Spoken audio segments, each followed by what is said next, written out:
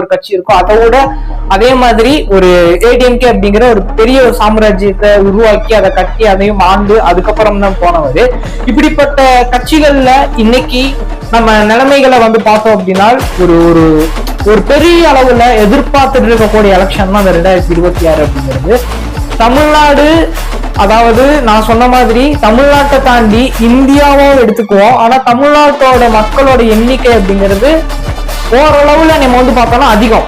அதாவது மற்ற other countries இதெல்லாம் நீங்க வந்து கம்பேர் பண்ணும்போது நம்மளோட இந்தியாவோட மக்கள் தொகை தான் அதிகம். அப்படி தாண்டி அதை தாண்டியும் தமிழ்நாட்டுல இங்க இருக்கக்கூடிய மக்கள் அப்படின்னு எடுத்துக்கிட்டோம் அப்படின்னா எல்லாருமே யோசிச்சு கரெக்டா ஓட்டு போடக்கூடியவங்களா வந்து இருப்பாங்க.